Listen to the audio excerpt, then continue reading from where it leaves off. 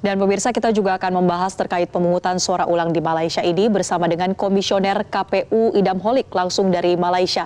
Selamat siang Mas Idham. Selamat siang Mbak. Ya Mas Idham, kita ingin minta tanggapan langsung dari laporan rekan kami di sana bahwa sempat terjadi adanya kericuhan begitu. Nah, apa sebetulnya kronologinya dan penyebabnya, kemudian antisipasi dari KPU seperti apa Mas Idham? Berkenaan dengan peristiwa tadi pagi, ya sekitar jam 10 pagi waktu Malaysia, memang benar sempat terjadi kesalahpahaman antara pemilih, masa pemilih dengan petugas ketertiban yang ada di lokasi TPSLN. Lokasi TPSLN ini memang dipusatkan di World Trade Center Kuala Lumpur. Di sini ada 22 TPSLN. Tadi sebagaimana yang telah disiarkan bahwa pada umumnya mereka itu adalah pemilih DPK, daftar pemilih khusus ya, karena memang nama mereka tidak ada dalam DPT. DPT yang KPU tetapkan itu sebanyak 62.217 orang dan untuk DPT TPSLN sebanyak 42.372 orang dan untuk DPT KSK ya ini sebanyak 19.845 orang yang tersebar di 120 KSK. Nah, akibat tadi ada penumpukan antrian KSK, ya akhirnya terjadi kericuhan. Dalam aturan memang KSK itu 1 jam menjelang berakhirnya batas waktu pemungutan suara, itu KSK baru diberikan kesempatan. Setelah kami melakukan rapat koordinasi dengan Bawaslu Republik Indonesia, melihat situasi yang aktual dan mempertimbangkan aspek kondusivitas dan kenyamanan pelayanan pemilih di lokasi TPSLN, akhirnya pemilih DPK tersebut diberikan izin menggunakan hak pilihnya sebelum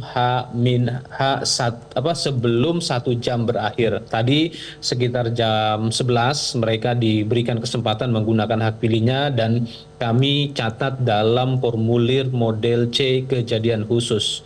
Dan alhamdulillah saat ini situasi sudah kondusif, pemilih juga menggunakan hak pilihnya dalam suasana yang nyaman dan tenang.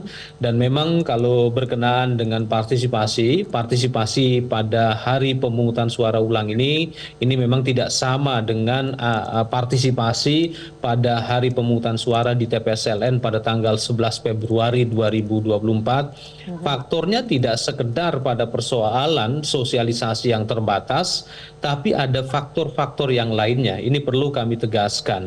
Kami kemarin menugaskan beberapa staf untuk coba berpenetrasi di tengah masyarakat, misalnya ke pasar yang dimana di sana ada pemilih diaspora atau pemilih yang akan menggunakan hak pilihnya. Petugas KPU itu bertanya kepada mereka, apakah ibu bapak sudah tahu tentang hari pemungutan suara untuk PSU? Mereka tahu. Karena memang kami melakukan diseminasi informasi dengan berbagai kanal. Ya, berbagai pendekatan kami lakukan di tengah waktu yang terbatas dan alhamdulillah informasi ini terdiseminasi dengan baik karena kita yakini bahwa yang namanya pemilih diaspora kita bisa pastikan hampir mendekati 100% mereka menggunakan smartphone. Artinya mereka terhubung dengan internet. Jadi berkenaan dengan informasi tidak perlu kita khawatirkan.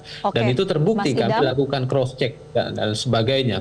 Baik. Nah, kenapa mereka akhirnya partisipasinya ini tidak sama dengan pada saat pemungutan suara dahulu? Ada banyak faktor, ya. Bisa jadi mungkin ya karena mereka sudah mengetahui mengetahui hasil sementara perolehan suara di dalam negeri. Itu mungkin bisa juga menjadi faktor kenapa mereka akhirnya tidak datang ke TPS. Tapi yang jelas kami KPU sebagai penyelenggara PSU di Kuala Lumpur tidak hanya di 22 TPSLN tetapi juga di 120 KSK kami berupaya maksimal mendiseminasi informasi dan mengaktifasi pemilih agar datang ke lokasi pemungutan suara. Jelajahi cara baru mendapatkan informasi. Download Metro TV Extend sekarang.